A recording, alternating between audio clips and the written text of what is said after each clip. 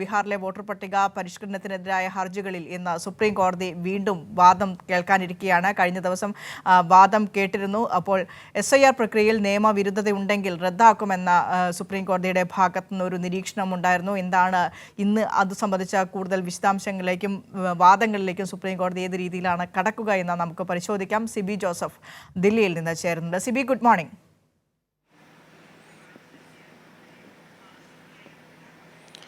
Vinisha, very good morning. Voter പട്ടിക റദ്ദാക്കുന്നതടക്കമുള്ള നിയമ നടപടികളിലേക്ക് കടക്കാമെന്ന് സുപ്രീം കോടതി വാക്കാൽ നിരീക്ഷിച്ചിരുന്നു ഇന്നലെ വാദത്തിനിടെ. ഇന്ന് വാദം തുടരുമ്പോൾ എന്തൊക്കെയായിരിക്കും കേന്ദ്ര സർക്കാരിന്റെ ഭാഗത്തു നിന്ന് വരുന്ന മറുവാദം?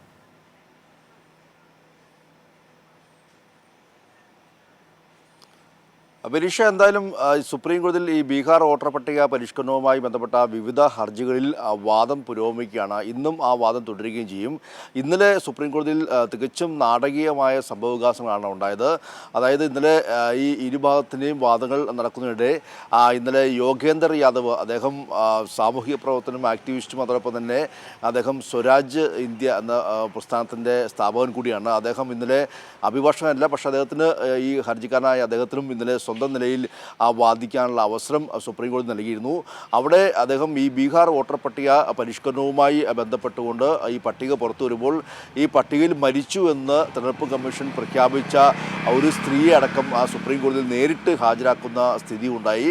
അത് തെരഞ്ഞെടുപ്പ് കമ്മീഷന് വലിയ തിരിച്ചടിയാകുകയും ചെയ്തു. അദ്ദേഹം പ്രധാനമായും ബാധിച്ചത് ബീഹാർ വോട്ടർ പട്ടിക പരിഷ്കരണവുമായി ബന്ധപ്പെട്ടുകൊണ്ട് ഇവിടെ നടക്കുന്ന ഒരു ശുദ്ധീകരണമല്ല, മറിച്ച് പൂർണ്ണമായും ഒഴിവാക്കുന്ന പ്രക്രിയയാണ് നടക്കുന്നത്. ഇത് പുനഃപരിശോധനയല്ല, ഇത് അല്ലെങ്കിൽ തീവ്ര പരിഷ്കരണമല്ല, തീവ്രമായ കൂട്ടത്തോടെ ആളുകളെ ഒഴിവാക്കുന്ന രീതിയാണെന്നും അദ്ദേഹം ചൂണ്ടിക്കാട്ടുകയും ചെയ്തു. മാത്രമല്ല, ചരിത്രത്തിൽ ആദ്യമായിട്ടാണ് ഒരാളെ പോലും കൂട്ടിച്ചേർക്കാതെ ബീഹാറിൽ അല്ലെങ്കിൽ ഒരു വോട്ടർ പരിഷ്കരണം നടപ്പാക്കുന്നത്. കൂട്ടത്തോടെ 29 ലക്ഷത്തിലധികം ആളുകളെ ഒഴിവാക്കുമ്പോൾ ഒരാളെ പോലും അധികമായി ഈ ഒരു വോട്ടർ പട്ടിക പരിഷ്കരണവുമായി ബന്ധപ്പെട്ടുകൊണ്ട് ഈ തെരഞ്ഞെടുപ്പ് കമ്മീഷൻ വോട്ടർ ലിസ്റ്റിൽ പേര് ചേർത്തിട്ടില്ല എന്നും അദ്ദേഹം ചൂണ്ടിക്കാട്ടുകയും ചെയ്തു. അങ്ങനെ നിരവധി കാര്യങ്ങളാണ് അദ്ദേഹം ചൂണ്ടിക്കാട്ടുകയും ചെയ്തത്. കൂടാതെ ഇന്ത്യയുടെ ചരിത്രത്തിൽ ആദ്യമായിട്ടാണ് പട്ടിക പരിഷ്കരണത്തിൽ ഇതുവരെയും ജനങ്ങളോട് പ്രത്യേകമായ ഫോം പൂരിപ്പിക്കാൻ ആവശ്യപ്പെടുന്നതെന്നും അദ്ദേഹം പറയുകയും ചെയ്തു.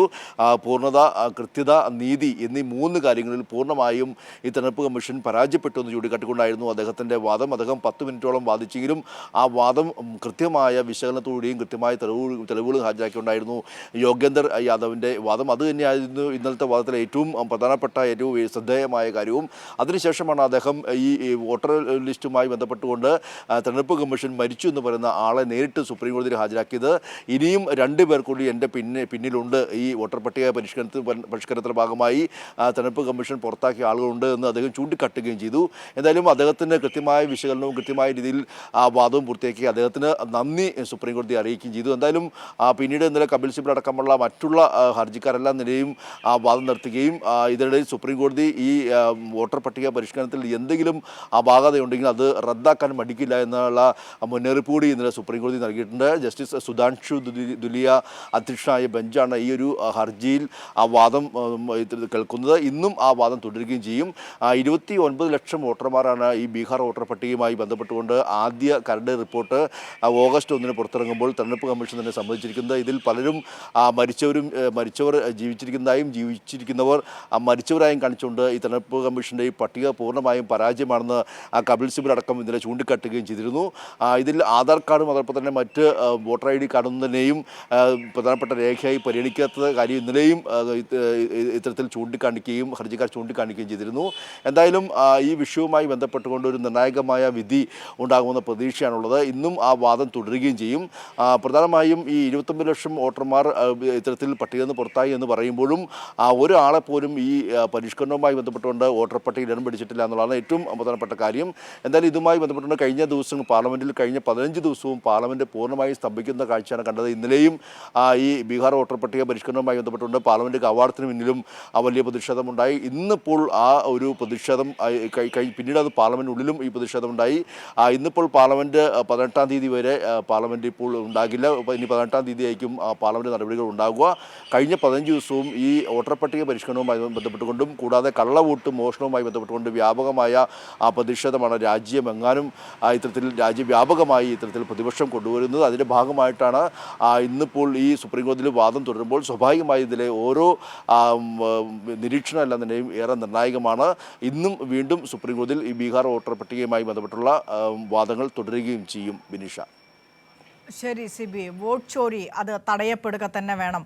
കാരണം ജനാധിപത്യ ധ്വംസനമാണ് അതിലൂടെ സംഭവിക്കുന്നത്. ജനാധിപത്യത്തെ ഏത് രീതിയിലും സംരക്ഷിക്കപ്പെടേണ്ടതുണ്ട്. ഭരണഘടനാ വിഭാവനം ചെയ്യുന്ന ജനാധിപത്യ രീതി അത് എല്ലാ ജനങ്ങൾക്കും അവകാശപ്പെട്ടതാണ്.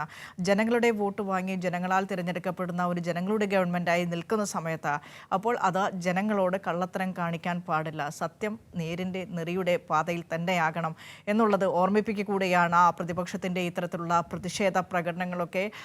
ദില്ലിയിൽ ഇതാദ്യമായാണ് ദില്ലിയുടെ തെരുവിലേക്ക് 300 എംപിമാർ, പ്രതിപക്ഷത്തുള്ള എംപിമാർ ഇറങ്ങി ഒരു പ്രതിഷേധ മാർച്ച് നടത്തുന്നത്. അപ്പോൾ അത്രത്തോളം ഗൗരവതരമായ കാര്യം തന്നെയാണ് എന്നുള്ളത് ഒരിക്കൽ കൂടെ ഓർമ്മപ്പെടുത്തുകയാണ് ഈ സംഭവങ്ങൾ. ഏതായാലും ബീഹാർ വോട്ടർ പട്ടിക പരിഷ്കരണവുമായി ബന്ധപ്പെട്ട ഹർജികൾ ഇന്ന് സുപ്രീം കോടതിയിൽ വീണ്ടും വാദം കേൾക്കും.